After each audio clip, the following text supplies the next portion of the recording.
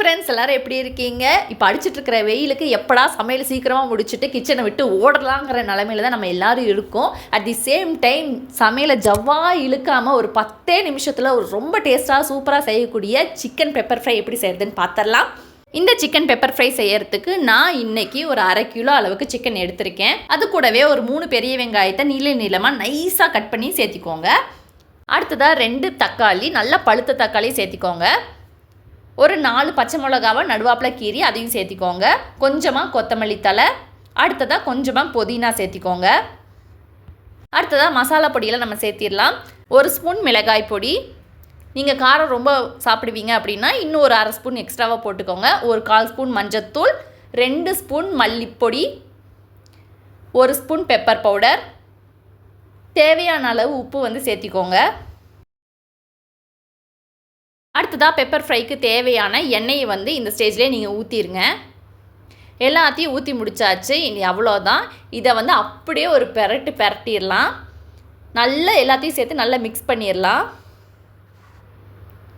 இந்த மாதிரி நீங்கள் கையை வச்சோ இல்லை கரண்டியை வச்சோ மிக்ஸ் பண்ணி விட்டுக்கோங்க. நம்ம போட்டிருக்கிற மசாலா எல்லாமே ஒரு சேர்ந்து மிக்ஸ் ஆகி வரணும். இந்த மாதிரி நல்லா ஒரு டைம் மிக்ஸ் பண்ணி விட்டுக்கோங்க.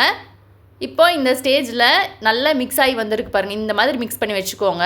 இப்போது இந்த கிரேவிக்கு தேவையான தண்ணியை நம்ம ஊற்றிடலாம். உங்களுக்கு எந்த அளவுக்கு கிரேவி வேணுமோ அந்த அளவுக்கு தண்ணி ஊற்றிக்கோங்க. இல்லை உங்களுக்கு ஃப்ரையாக ரொம்ப ட்ரையாக வேணும் அப்படின்னா நீங்கள் கொஞ்சம் தண்ணியை கம்மி பண்ணிக்கலாம்.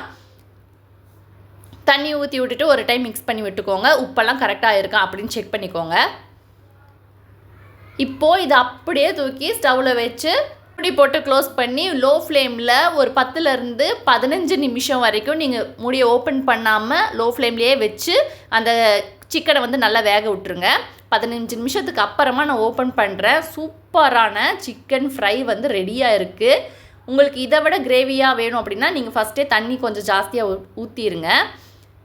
இந்த மாதிரி லைட்டாக இலக்கி விட்டுக்கோங்க. ரொம்ப சூப்பராக இருக்கும், காரசாரமாக இருக்கும். நீங்கள் பரோட்டா, பூரி, சப்பாத்தி, சாதம் எதுக்கு வேணாலும் பர்ஃபெக்ட் மேட்சாக இருக்கும். ட்ரை பண்ணி பாருங்கள். மேலாப்பில் கருவேப்பிலை தூவி விட்டு இறக்கிட்டிங்கன்னா சூப்பரான சிக்கன் பெப்பர் ஃப்ரை ரெடி ஆயிடுச்சு. ட்ரை பண்ணி பாருங்கள். மறக்காமல் நம்ம கமெண்ட் செக்ஷனில் எப்படி இருக்குன்னு கமெண்ட் பண்ணுங்கள். நம்ம சேனல் பிடிச்சிருந்தா சப்ஸ்கிரைப் பண்ணுங்கள், லைக் பண்ணுங்கள், ஷேர் பண்ணுங்கள். நெக்ஸ்ட் வீடியோவில் மீட் பண்ணலாம்.